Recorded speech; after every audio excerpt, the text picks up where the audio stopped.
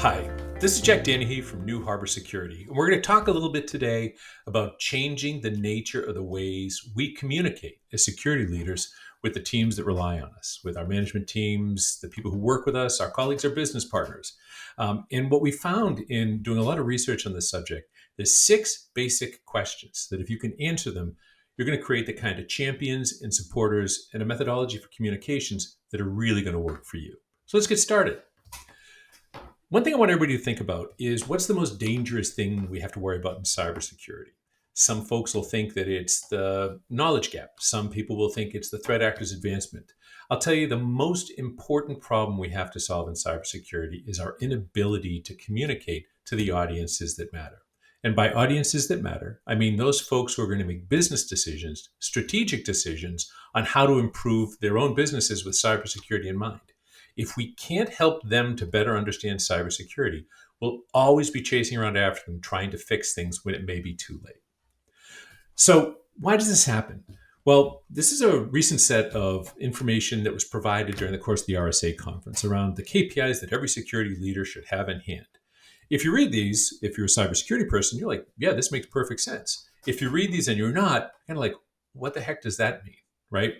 The idea that cybersecurity measures in their raw form are super useful to people outside of IT and outside of cybersecurity is a mistake. Most of these won't make much sense to folks, not just because they may have a difficult time understanding what they mean, but also out of context, they don't mean very much. If I tell you that my mean time to detect is a minute, some people may think that's awesome. But if I'm talking about how fast a local system can detect the fact that it's being corrupted, that may not be anywhere near fast enough. And so what we want to do is we want to make sure we think about the audience we're going to talk to. And so we went out as New Harbor and we talked to a bunch of different organizations to find out what did CISOs and security leaders in general think were the questions they got most of the time. And the answers were pretty unanimous. The 6 questions that everybody gets asked, and we're going to talk today a little bit about ways that you should think about answering them. The first one's the logical one you'd expect, and you may have gotten this yourself, a little pat on the shoulder. At a staff meeting, you get this question, hey, Jack, how's our security? Right? It seems so vanilla, and it seems like it's unrelated to the complex realities of what happens in cybersecurity. But this is the question, and the answer is, here's where we are, right? It could be good, here's where we are, or we're kind of in trouble, here's where we are. The important part is, here's where we are. And converting those KPIs, converting security language into something regular people can understand.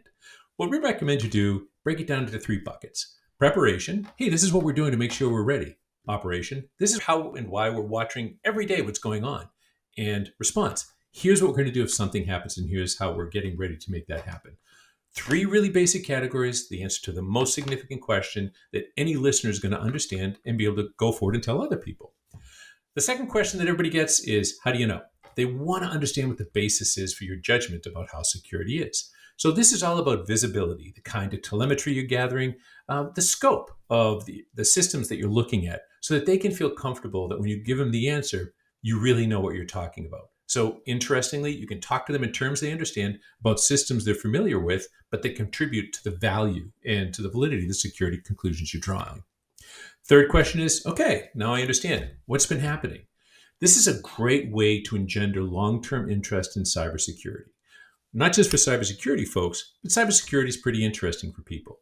Talk to them about current events. Tell them about new threats. Tell them about alerts you may have seen internally. Tell them about successes that you've had. Think about framing what's happening in terms of cybersecurity events in a language that they'll understand, that they'll want to tell stories about as well. Easy way to organically expand your base of support. Fourth question makes perfect sense. Whether it's finance or marketing or sales, pick any section of the business. Are we getting better?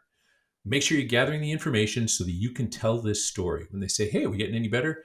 You can give them examples of why and how. Again, not deep technical detail, high-level information about how you're better perhaps at preparation or response, or how you were better enough to solve that problem you just talked about in the activities that you're seeing.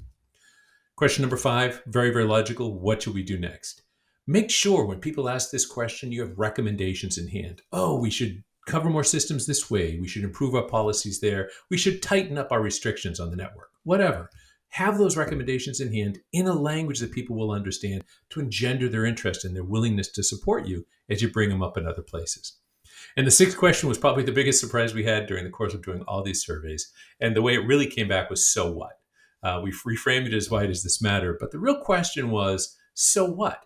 People don't necessarily understand why a stolen credential matters, why a viral spread of some amount of malware matters. They don't understand the impact of the business. Make sure you can tell that story to them so that they understand. So to wrap it up, really, really quickly, take a look at the way in which you talk about cybersecurity. Reframe it so you can answer these questions in these ways. Use this checklist as a way to feel super comfortable that you're enabled to make this a compelling argument whenever it happens, whenever you get these questions. Because you've got to remember, number one, cybersecurity doesn't matter to anyone the way that matters to the cybersecurity folks, so you've got to make it relevant to them. Secondly, the communication's got to be in a language that they understand. Think about the way that the marketing team or the finance team or other teams communicate their own statuses and their own needs, and make cybersecurity equally understandable. And third thing, remember that our job as security leaders is really to make that communication happen. If people don't understand cybersecurity, they cannot affect their business strategies to make it better. So it's our job to make sure that they understand. I'm Jack Danahy from New Harbor Security, and I hope this has been helpful for you. If we can help you in our own way in the future to make your own cybersecurity better and teach some of these lessons ourselves, please don't hesitate to reach out.